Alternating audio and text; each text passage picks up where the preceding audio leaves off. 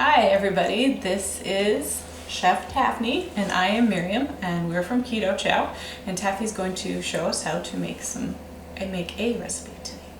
That's right, not just any recipe. Which recipe is it, Miriam? It's the best recipe on earth. It's Miriam's favorite recipe. And one of the first that I made, I think. Might have been the first one I sent over to you. It probably was. Yeah. And it is also known as Keto Chow Chocolate Mint Meltaways. They're so good. I used to love the Meltaway mints. I think you probably had them before too, right? And that was my inspiration for this. When I tasted the chocolate mint, which is my other favorite flavor combination in the world, chocolate mint, I was inspired to make these little creamy candies, which I guess you could think of as a fat bomb too. But I like to think of them as creamy candies. It's a simple recipe. We're just going to put it all together with the mixer. And I'm going to start with 8 ounces, which is 1 bar or 1 stick of cream cheese. 1 8-ounce package of cream cheese. It looks softened. It's softened, yeah. So you want it not terribly soft, but room temperature, or you can soften a little, zap it in the microwave for just a few seconds just to soften it. It won't all mix together properly if it's too cold.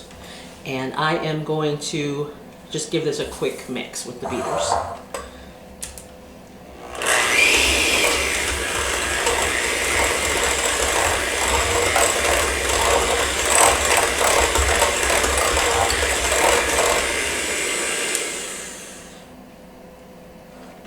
That's just to get it softened and spread around the bowl. I'm going to add in the Keto Chow. So this is equivalent of 1 scoop of Keto Chow.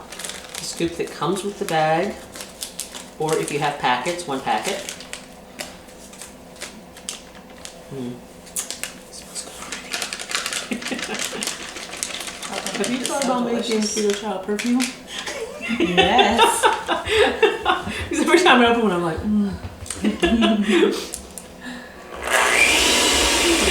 down.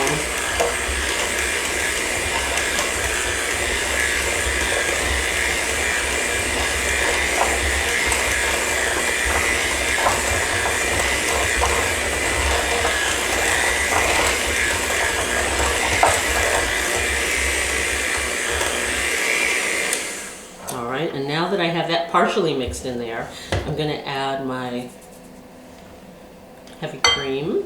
I think I've got that right. Yeah. Just a touch. You can add the heavy cream. It's 2 tablespoons. You can add it at the same time that you add the Keto Chow to help to keep the Keto Chow from flying everywhere.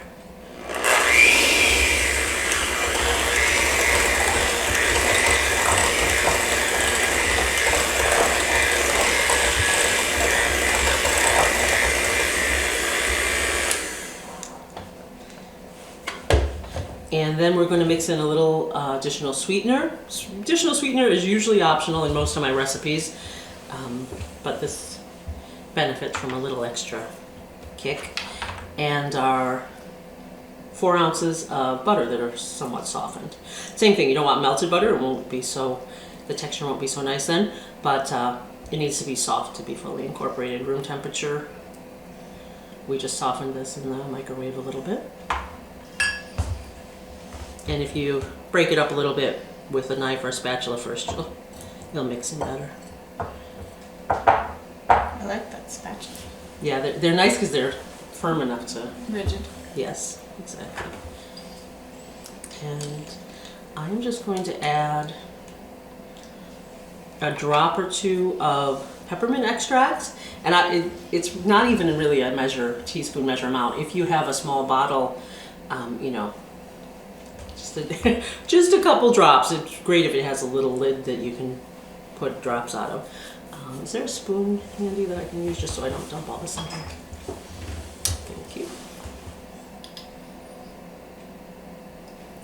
So it's about 3 drops. 3 drops. I happen to really like peppermint. You could even make this without the peppermint extract. It'll still have peppermint flavor from the mix, but I just like to amp up the peppermint flavor so that it melts away.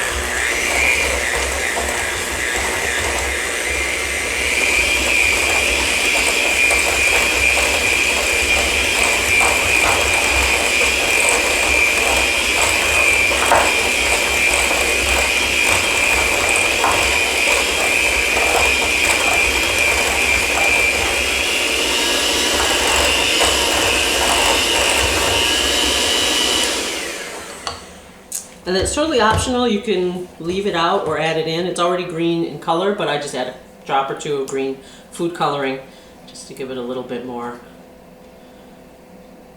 of a noticeable green color. If I can open the green food coloring without getting it all over myself. Therein lies the rub.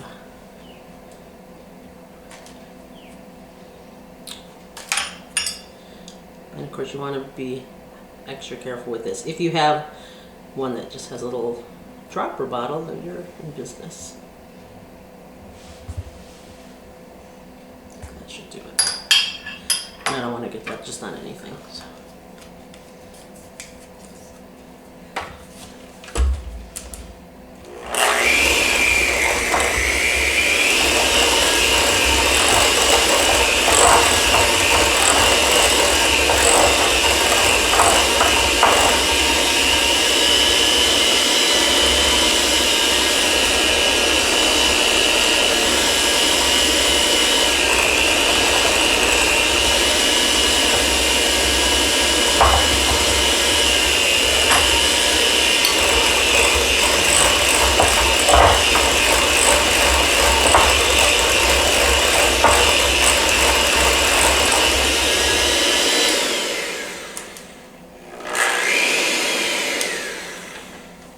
All right, and that's it.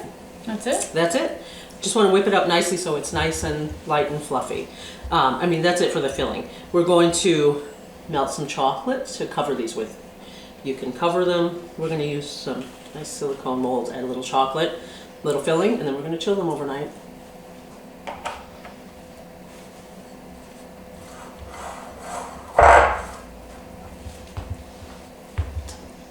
So I have 6 ounces of dark chocolate. This is sugar-free chocolate. You could use a really high cocoa percentage chocolate, 99%, 85%, that'll be very low in sugar. I actually have sugar-free dark chocolate that's sweetened with erythritol and stevia. And I have 2 tablespoons of coconut oil. I'm using refined coconut oil so that it's mild, so it doesn't have a coconut flavor to overpower our filling. And we're just going to melt this in the microwave, or if you have a double boiler, and you can just melt it in a double boiler. The oil will keep the chocolate from seizing right away. It'll help to keep it smooth, pourable, and it'll give it a good texture when it sets up. So let's just take this to the microwave. Alrighty, so we have melted our chocolate. It took about 40 seconds or a minute in the microwave, just a couple bursts at a time. With our oil, it's nice and liquid, pourable. And we've got our filling.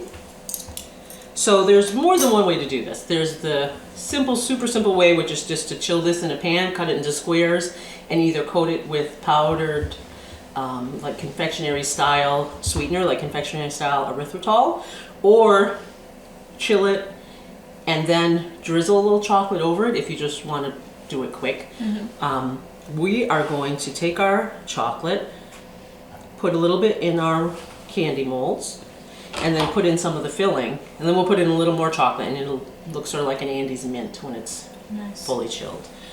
We will chill, we'll add this to the, so we'll add a little bit of this chocolate to our bottom of our molds, and we're going to let that chill a little bit, harden before we put in the filling. Yeah, just to, so we don't melt our filling. So as we go, because it'll get cool here. I've got the little mold.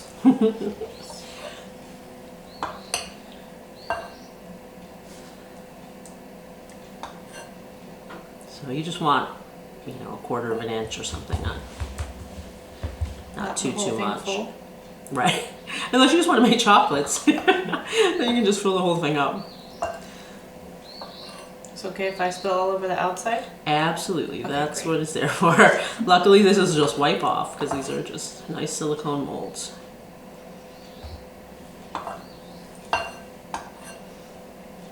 You could do this with a piping bag or a brush if you really wanted to keep it nice, but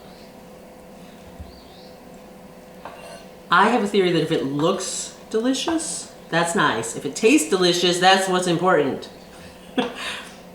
So if I make it taste delicious, but it looks less than perfect, so be it.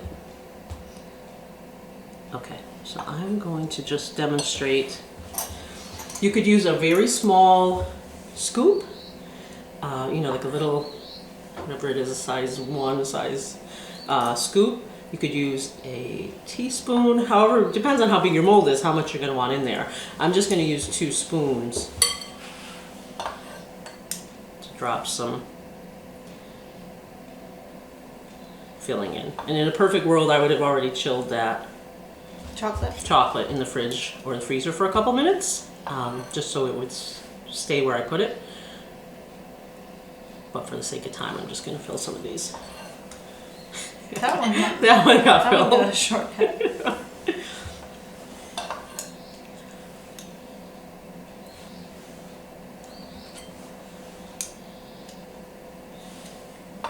Because we want to be able to unmold these, so there has to be either enough chocolate or we have to freeze them to get the Meltaway filling out of there. And we're going to I'm trying to keep them even. And we should have nice little chocolate mint candies when we're done. It tastes like they come from heaven. Because that's where they come from. That's right. They're so good. Yeah.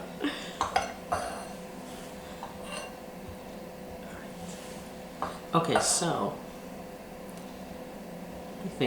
I think we get the drift, right? Yeah, I think so. So we'll just keep going. We'll finish filling these up. And chill it and chill it. show you the finished product. Finished product. And eat it. If we don't eat them all before we get there. That will be the challenge. Thank you. Thank you. See you next time.